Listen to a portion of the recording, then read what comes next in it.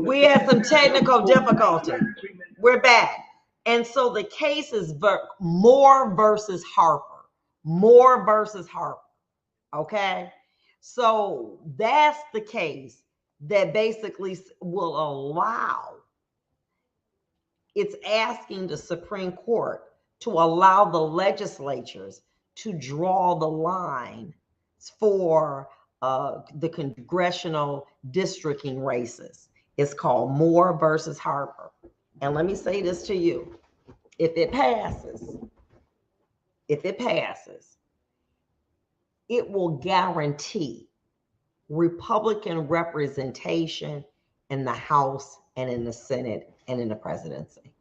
It's one of the hottest cases that's before the court. But you don't hear nobody talking about it.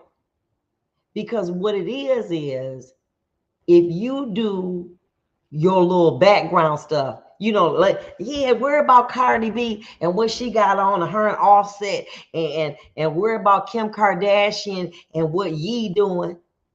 And we around here worrying about what they doing, and they making millions. And then you have these cases that have historical impact in the way that our votes are now going to be cast, and the media is not really covering it. You have certain media covering it, but by and large, the general media is not covering it. This is huge. This is huge. So we don't have to worry about voter suppression. Why? Because we're going to draft these districts and boundaries that are going to allow for greater Republican representation. And ain't nobody talking about it. Y'all better, yeah, let me tell you. Listen, let me say this to you. What was it? They stole the election. Oh no. We're going to change the rules to the election. That's what we're going to do. We're not going to end up like we did before. Because let me say this to you. When a person has a taste of power, they're going to always want it. And it is amazing to me that Trump is still able to run out here in different cities. Whomever he says he supports is winning. And you think that they're just going to sit back and let Biden win again? No, we got to change the rules. And once you have the Supreme Court that validates this, it's a wrap. And after Roe v. Wade, they running. Hurry up, get this in front of them. Okay, do this, get this in front of them. Okay.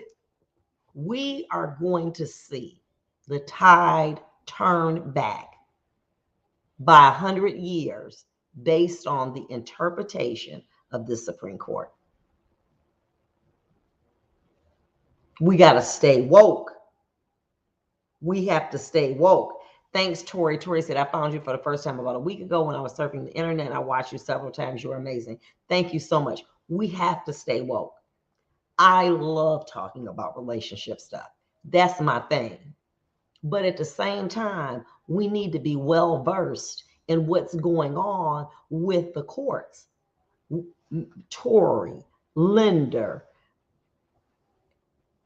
all the viewers, no one ever thought in your lifetime, my lifetime, we would see Roe v. Wade reversed. God, that's not going to happen. Once they have the majority like they do now, they're standing in line. And these are people who have a very conservative Republican agenda to get laws changed that reflect their ideologies. And that's what's happening. Oh, get this person against that person. And what it is the way in which you phrase something that makes it seem appealable. When we had the group here in Michigan, Citizens for Better Government, you use words in a way that you believe promotes us coming together as a country. But there's separatist legislation. They're looking to divide and conquer. They're not looking to bring us together. Here we got this one case, as I said, the very first case, fair admission versus Harvard and UNC. You looking to put Asian Americans against Blacks and Latinos. Merrill versus Milligan. You're using Latinos and Blacks and saying this is not a race neutral reason. So we need to be able to draw maps that don't favor them. Come on. But you using words to make it seem as though somehow they're getting the benefit. But then you see Moore versus Harper. This says, oh, the Republicans can draw it any way they want to. That's okay. But it's not okay that we can draw maps that assure Black and Latino representation. Oh no, we can't do that. It's the way that you say anything that makes the difference. And somehow, in some way, these groups, these conservative groups, have gotten together in the back room to pit one group against the other group so that they are able to keep these groups down. So my question could be could Ketanji Brown be their get over vote? Well, right now, the problem is that even with her vote, we still do not have a majority. You understand what I'm saying? You know, I mean, I just don't see it.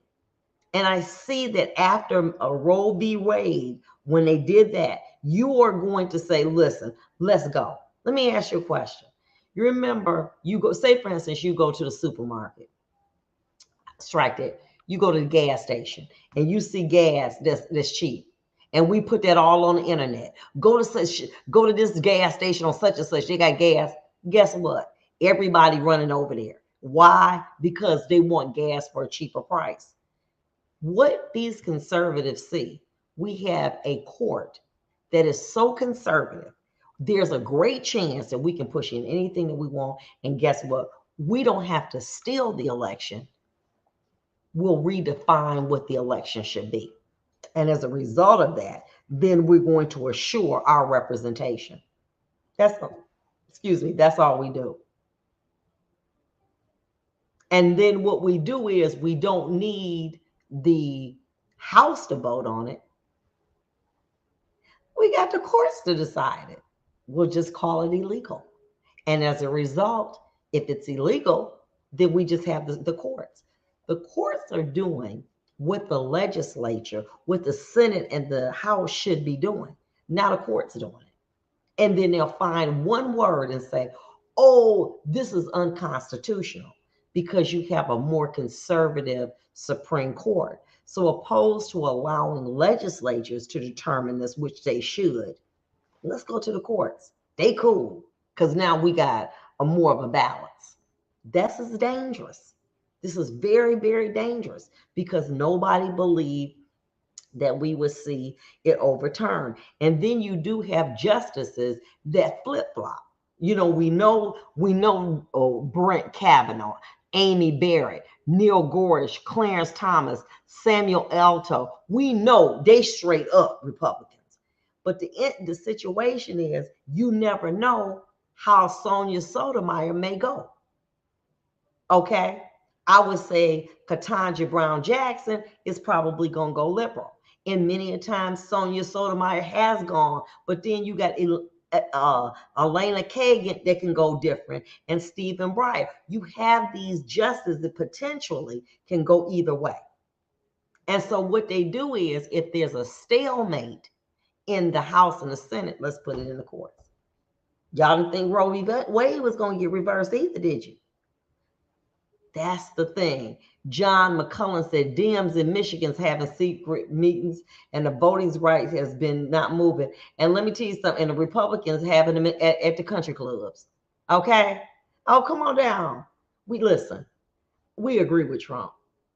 This is what we're going to do. We're going to redraw. How in the world is it even plausible, in my words, to allow the legislature in North Carolina that would draw a map that would ensure 10 to 14 congressional seats. How is that even legal? But it's coming up. And I'm going to tell you what they're going to do. They're going to say, yes, you have the right legislature to be able to, that's right, Stephen Breyer retired. You and Katanja came in. You're right about that. You understand what I'm saying? They're going to be able to say, you know what, this is what we're going to do. We're going to give it back to the legislature. When we hear Federalist legislation, what is Federalist legislation? Federalist legislation is legislation that says that the opposed to the states, that let individual states decide, take it from the federal government. Do not allow the federal government to determine how things should do. Let the individual states decide.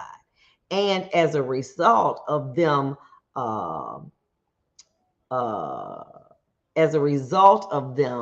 uh, voting, then the states make their own rules.